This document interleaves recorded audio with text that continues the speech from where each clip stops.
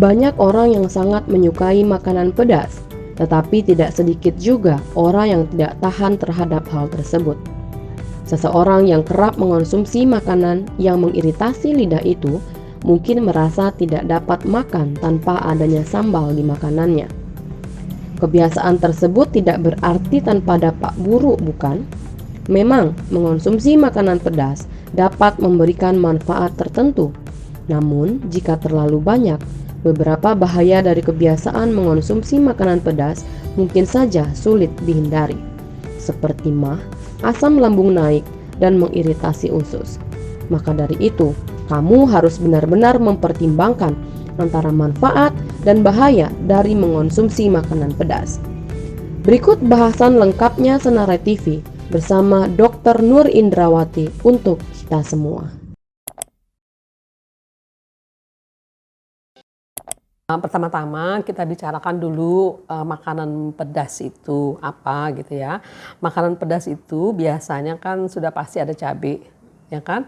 Kemudian juga biasanya juga ada bumbu-bumbu lain yang kita dalam kategori iritan, seperti merica, ya kan. Dan juga mungkin bumbu-bumbu kita yang biasa kita pakai, apakah bumbu-bumbu kering gitu ya. Jadi campuran itu bisa menyebabkan rasa pedas, memunculkan rasa pedas ya. Nah, kalau pertanyaannya seberapa berbahayakah? Ya kan? Seberapa berbahaya? Sebenarnya makanan yang berbumbu atau bercabai itu ada cabai merah, ada cabai rawit, kemudian ada merica dan lain-lain itu sebenarnya masuk ke dalam kategori antioksidan. Ya, itu dulu yang harus diingat gitu ya, bahwa sebenarnya mereka adalah antioksidan dan antioksidan itu pelindung bagi tubuh.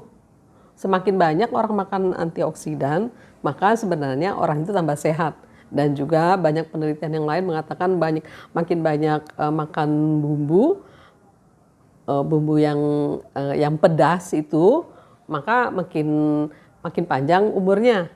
Cuma kan memakan makanan yang sangat pedas itu, ya kan,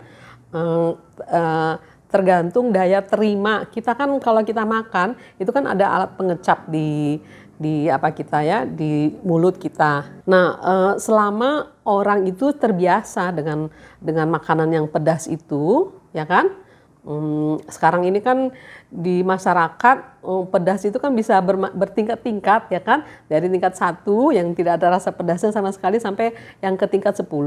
Jadi tergantung daya terima orang itu, dia terbiasa tidak dengan pedas itu gitu, ya kan. Mungkin orang bisa membiasakan diri dengan meningkatkan terus daya pedas, meningkatkan terus, ya kan. Nah, selama makanan yang pedas itu bisa diterima oleh mulut dan saluran cerna berikutnya bersama dengan enzim-enzimnya, begitu kan. Nah, maka sebenarnya tidak ada apa-apanya, tidak apa-apa sama sekali, baik sebenarnya. Semakin pedas berarti semakin banyak cabai, semakin banyak merica di dalamnya, ya kan. Tapi yang menjadi masalah itu adalah orang yang tidak terbiasa dengan makanan pedas, kemudian memaksakan diri untuk memakan makanan yang pedas tersebut, ya kan.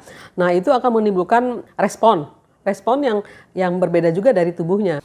Jadi sebenarnya tidak ada masalah sama sekali memakan makanan pedas selama orang itu memang terbiasa dengan makanan itu, tubuhnya bisa merespon, kemudian dia juga memakan dengan tidak terlalu rakus ya, umpamanya begitu, dengan pelan-pelan, tidak ada masalah sebenarnya.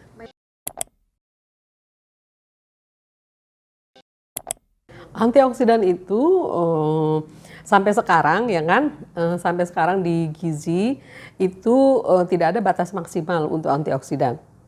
Makanan yang kita makan tidak ada batas maksimal. Yang ada adalah batas minimal tertentu yang harus dimakan oleh orang supaya zat yang ada dalam makanan itu bisa berfungsi sebagai antioksidan, ya kan?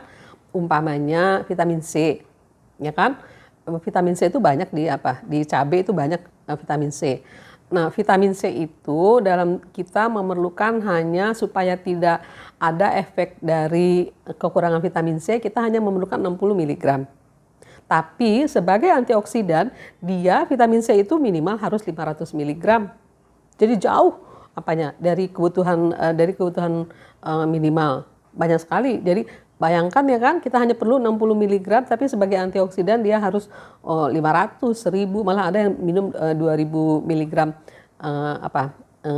vitamin C itu. Karena ada sediaan-sediaan begitu ya. Jadi tidak bisa dikatakan bahwa memakan antioksidan dalam jumlah yang sangat banyak itu akan ada efek sampingnya. Semua antioksidan itu adalah dari buah-buahan dan sayur-sayuran. Jadi hingga hari ini itu belum ada batas maksimal. Ini tidak boleh dimakan sampai segini. Malah buah-buahan dan sayur-sayuran itu minimal harus dimakan 5 porsi dalam satu hari. Dan menurut data dari penelitian pemerintah, Riskesdas namanya ya, riset kesehatan dasar yang selama 3 atau 5 tahun, setiap 3 atau 5 tahun itu dilakukan berulang-ulang oleh pemerintah, 90% dari orang Indonesia itu tidak memenuhi konsumsi sayur dan buahnya. Jadi kalau mau menjawab pertanyaan apakah antioksidan ada batas maksimalnya, tidak ada ya. Malah sebagian besar orang tidak bisa memenuhi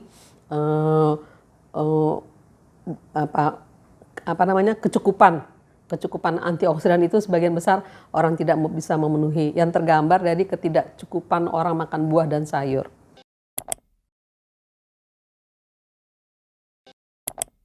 Oke, jadi sebenarnya hubungan antara makan pedas dengan MAH gitu ya, atau ulkus yang Anda katakan tadi itu sangat tergantung kepada penerimaan dari orang yang bersangkutan. Banyak sekali kita lihat zaman sekarang ini anak-anak muda kalau makanannya tidak pedas itu tidak asik gitu kan, tidak enak gitu kan.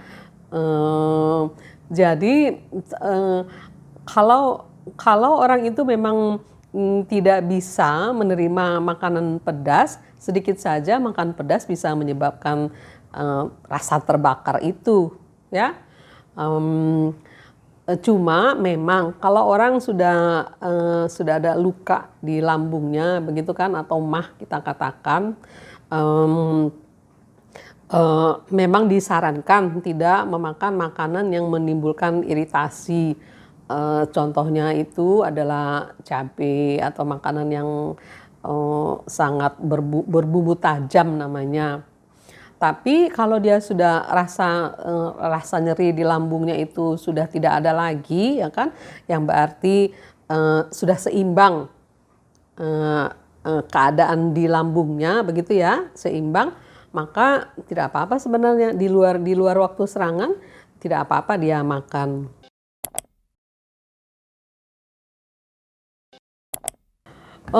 Sebenarnya tidak ada sama sekali bahwa makanan pedas itu berupa asam, kemudian dia harus dinetralisir dengan susu yang tawar atau agak basah.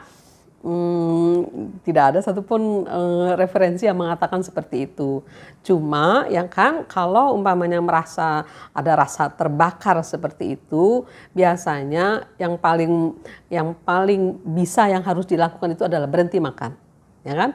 Berhenti makan, kemudian mungkin juga boleh memakan makanan yang susu boleh, air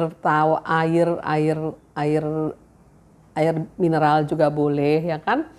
Bahkan menurut saya juga teh manis, ya kan, teh manis yang bergula, minum pelan-pelan, ya kan, untuk sebenarnya bukan menetralisir, tapi hanya untuk menenangkan supaya tubuh bisa merespon dengan memberikan waktu bagi tubuh untuk merespon keadaan yang disebut dengan heartburn. Heartburn itu rasa terbakar tersebut.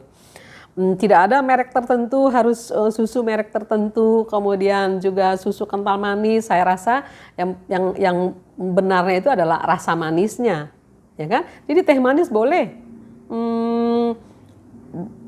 Kalau mamanya dia tahan, sebenarnya jeruk manis juga boleh. Kalau